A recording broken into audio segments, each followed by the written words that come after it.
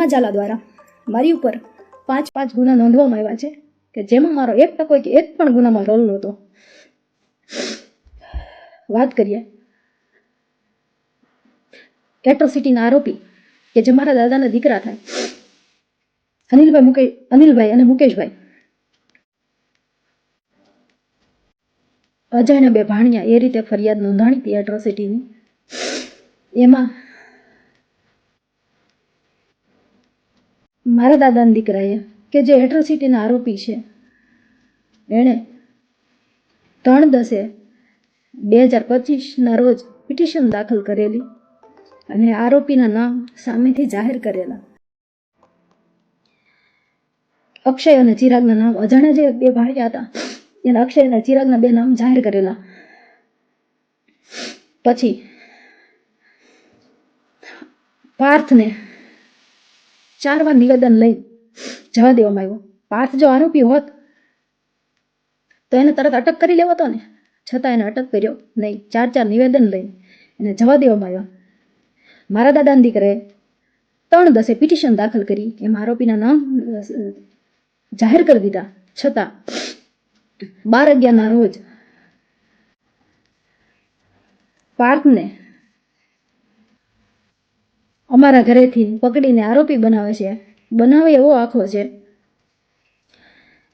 કે જે દિવસે મારા ઘરેથી પાર્થની ધરપકડ થઈ એ દિવસે મારી માસીની દીકરીનો ભાણિયો એક્સપાયર થઈ ગયેલો હોય અને હું પીપરલા ગામે ગયેલી હતી લૌકિક કામથી. હું કોબડી ટોલનાકાથી પસાર થઈ મારી ગાડી રોયલ પાર્કમાં, હું જ્યાં રહું છું એ સોસાયટીમાં સીસીટીવી છે. પાર્થ અને ઉષા હું ઘરે પહોંચી એના 30 મિનિટમાં મારા ઘરે આવે છે, 15 મિનિટમાં ઘરે આવે છે. હું 30 મિનિટ જ થઈ હતી પહોંચી અને ઘરે. પાછળ તરત પેરોલનો સ્કોડ આવે છે. મને કે તમારે ઘરની ઝડપી કરવી છે. ઘરની ઝડપી દરમિયાન એ લોકોએ ગેટેથી જ 4 વાર નિવેદન લઈ જવા દેવામાં આવ્યો. પાર્થ જો આરોપી હોત તો એને તરત અટક કરી લેવો હતો ને, છતાં એને અટક કર્યો નહીં. 4 નિવેદન લઈ એને જવા દેવામાં આવ્યો.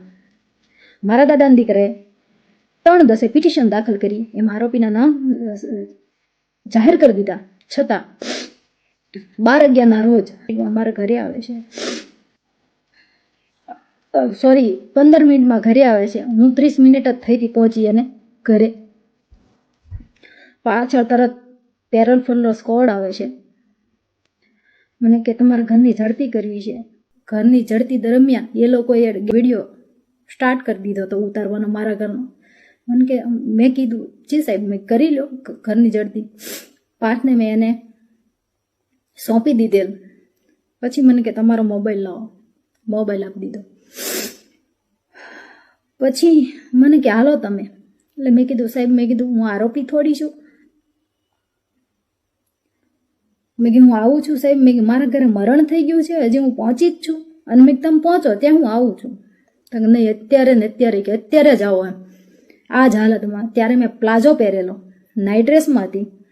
એટલે મેં કીધું તો સાહેબ 2 મિનિટ ઊભા રહ્યો, હું આવું છું. એની માથે મારી માથે